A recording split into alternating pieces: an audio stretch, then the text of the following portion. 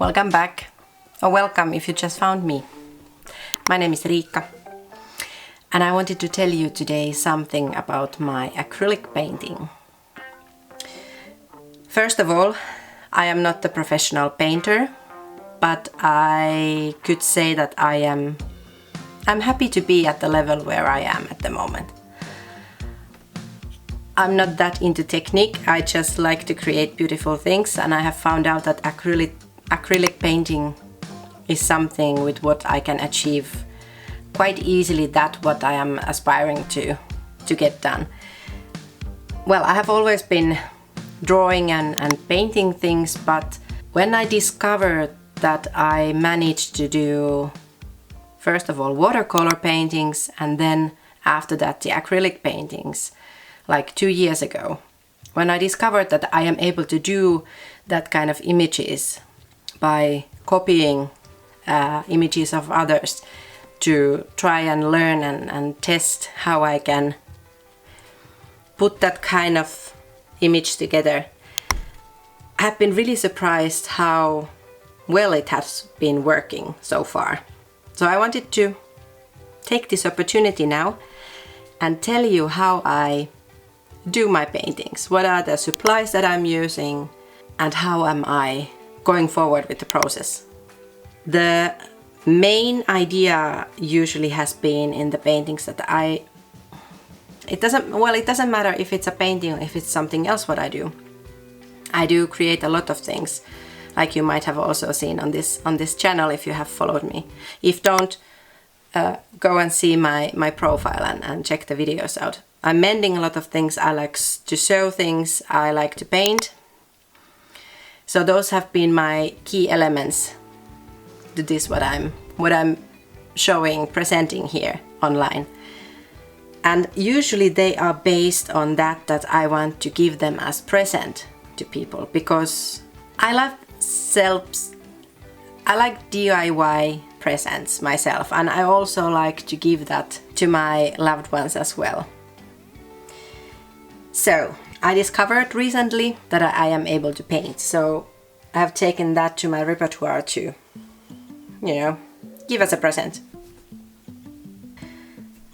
So what I do, first of all, the colors. This is a €4.99, so €5 batch of acrylic paints from Mark Marabou. This is not sponsored, I have bought them myself. And that was because I wanted to try it in a reasonably low cost with the multiple colors.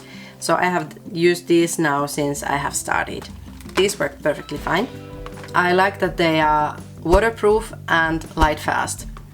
Just the simple colors to start with. I would suggest that if you want to dip your toe into this world, start with something low cost and then see where you need to go further on the ladder, like which products you need to have more professional, if you want to say. This piece for the color palette I have, it's just a normal plastic one. It's really inexpensive. You could use anything, you can use an old plate or something. You can get it out quite easily also when the colors are still wet. I have been sharing this with my kids, so we tend to leave something on it. Normally it doesn't bother me, and you can also just scrape it away when you need to have it clear again. Some other colors what I have bought are these kind of tubes or bottles, and these are also, this is from Solo Goya acrylic paint, and this is from Riikka design, and I have been mixing these with the other colors, and it has been working perfectly. So these are all water-based colors, and that is also what I love about acrylics, that you can just wash everything with water and you can get it out. If it dries, then it sticks. I use a lot of racks. Like I have told in these videos, I use old napkins because we are using fabric napkins usually on the table, so when they get holes and something, then we turn them here to the art supplies. And these are also getting a reminder of life and reminder of our hobbies when they are used, so I like to keep them colorful. and it's still something where you can dry your brush when you need to. Then my brushes, they are, I would say, quite normal ones. I have few favorite ones that I use. This is one of them. It's quite thin.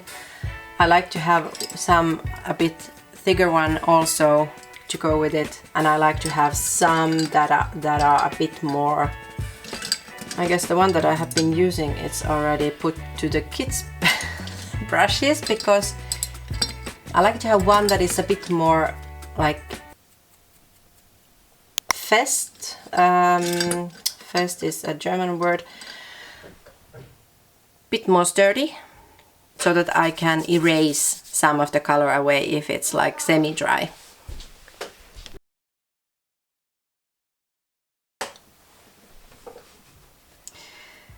Yeah, so I like to have some softer ones, a few different sizes, and then also one or two that are a bit more sturdy, so that I can erase some of the color off when I need to. Then what I like to do, my canvas, I have here one unopened thin, how are they called? Painter's Canvas Triple Primed. So these are just thin 25 by 25 centimeter pieces, what I use also quite often.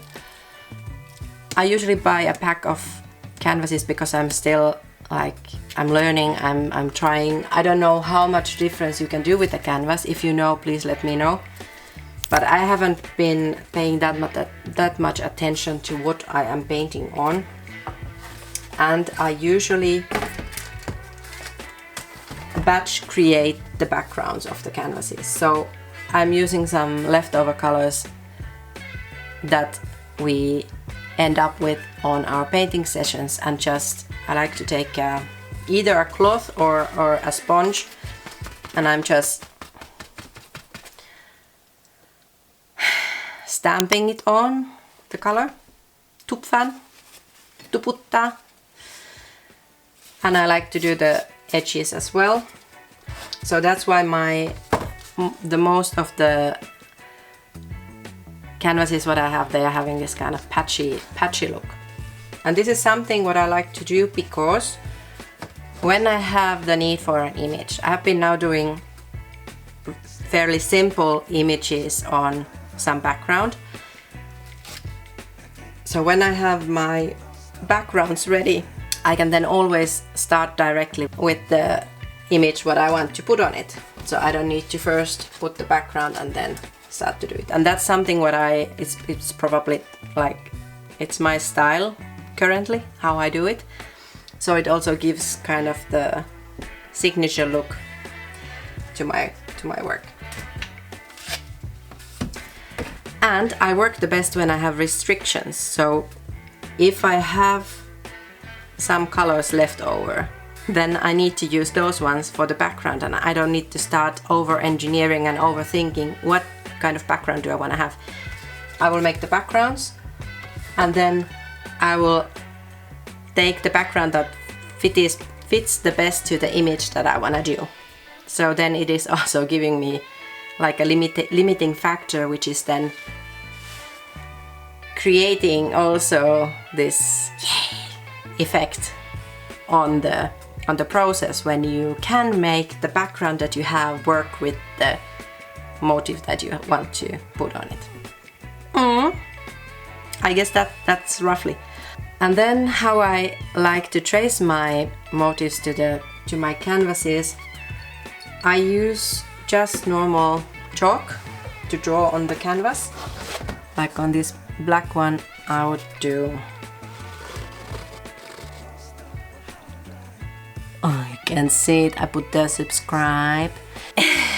You can draw with the chalk on the canvas, and I have a few different colors, which then some colors you can see of course better than the others from a certain backing. So I like to use a normal chalk, and I either draw my motif like freehand. I usually take some picture of Pinterest, what I then like to put on my canvas, or I take a photo and put that there. So I either trace it or draft it by hand, like freehand, so to say, or I use an app. And I was first a bit hesitant of the like using some tools for that. But as I am still learning and I'm still trying to get better on this, I feel that it is okay to use some tools. And also there are methods that people, good painters, have been using this similar kind of tool what we can use in an app by doing portraits and stuff like that. So it is called Camera Lucida, and it is a tool that you can also use for framing it. Actually, I did find some real Camera Lucida tools from Amazon, for example, that you have a mirror and then you can like see at the same time your canvas and the picture when you trace it. So you can do the same thing what I'm doing with my app. I think it's quite cool, but I did still go for the app for the time being. Good. I put here a short brief of the Camera Lucida, how does it work. But anyway, this is about the setup what I use for making any of my pictures. And I hope I will get that good that I can start doing them, like do the same stuff by myself with my own, input. I wanted to show you here at the same time how I did this cat. And this cat, it is an image what I found from Pinterest, but it looks exactly like our Willi. He has been featuring some of my videos already before, and my sister loves Willi, so I did a huge picture for her, sorry. And I think she did appreciate it anyway. That's why I like to keep on these kind of smaller pieces, because I know that these are much easier to accommodate in your living room. If you got something out of this content, please hit the like button and subscribe here or from my profile. Anyway, enjoy and see you again.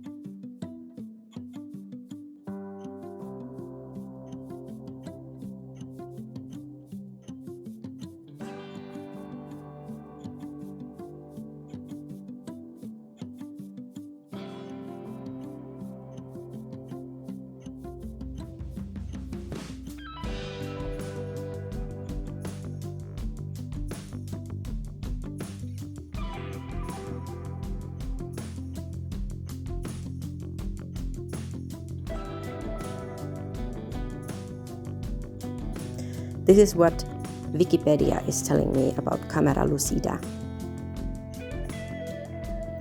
A camera lucida is an optical device used as a drawing aid by artists and microscopists. It projects an optical superimposition of the subject being viewed onto the surface upon which the artist is drawing. The artist sees both scene and drawing surface simultaneously, as in a photographic double exposure. This allows the artist to duplicate key points of the scene on the drawing surface, thus aiding in the accurate rendering of perspective. The camera lucida was patented in 1806 by the English chemist William Hyde Wollaston. Fun fact, the camera lucida is still available today through art supply channels, but it is not well known or widely used. The camera lucida is still used as the most common method among neurobiologists for drawing brain structures, although it is recognized to have limitations. As recently as the 1980s, the camera lucida was still a standard tool for microscopists. It is still a key tool in the field of paleontology.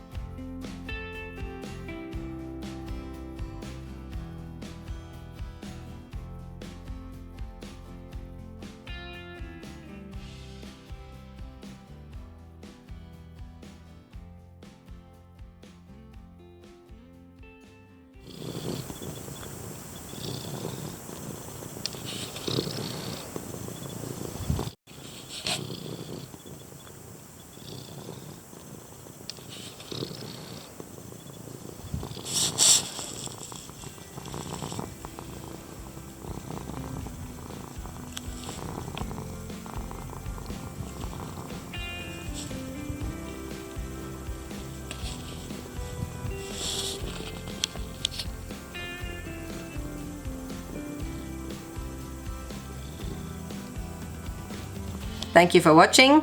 See you next time. Bye!